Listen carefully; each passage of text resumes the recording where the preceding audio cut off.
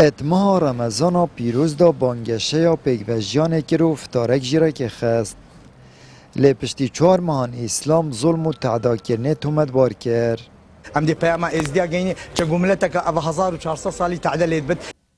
دا خویانیا میره ازدیان کارودام دیف خدا اینان او بوی جه دلگیرانیا خلک مسلمان کد بیجن اسلام جوان جوره تومتا دیره او مینا وان دا خویانیا خزمتا اکرزیا جواک کردی ناکن. وقتی کردی آمد بیجن ایک نوی دی خونیت خراب پی ببیند خونیت خراب دی پی ببیند جا هکه مروی اسلامتی نوید و تشتی خودش مروی های مروف نمروی که مستسلم بد امرت خودی بجهنه نابد و ایجادی رابط حاوت اهل خودی اولیایت خودی تعالی چکو بسرمان یه خودی نیاس درستای خودی نیاست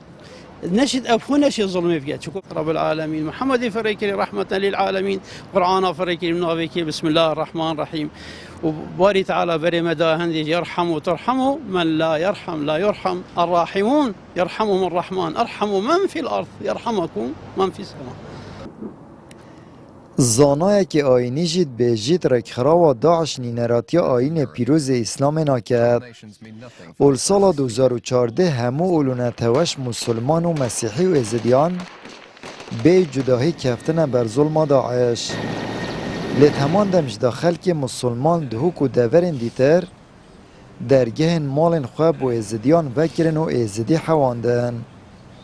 هنده مروف شنگار اوار بی هاتیه دهوکه هندی مزیفت دوی که مدید همیا گازت کرن محلات و چون نوین کو امان کومت کرن بو ازدیاد بن اول وجبه گهشت یا محل گیره واسه مزیفت من ایک شوان بی حسیلت مزیفت ما بوان دانان آوا مزیفت من اقل کر برا مدرسه بوان و شف مگازی کر مگوت خارنا درست بینن امانا بینن نوین کا بینن هفت بیکم تجیب ارزاقی و تجیب رقازان کت یزاده یه کرم اینان چون گل یدهوی که من و گلک ملایت و که من شاشکو جبت خواه برهس بی و مزاد تقسیم کرد ازدیاو و ام پی خوش بین پی کیف خوش بین فیدن اسلام چجورا ظلمه کسی ناکد ظلم یا الاسلام اتتا کرن بس اسلام دینه که آشتیه یه سلمیه هیویا ما اوه ایثارا فتنه و مشکلات نیتا کرن ماوستادان سالای اولون توین جدا جدال کردستان پیگود جین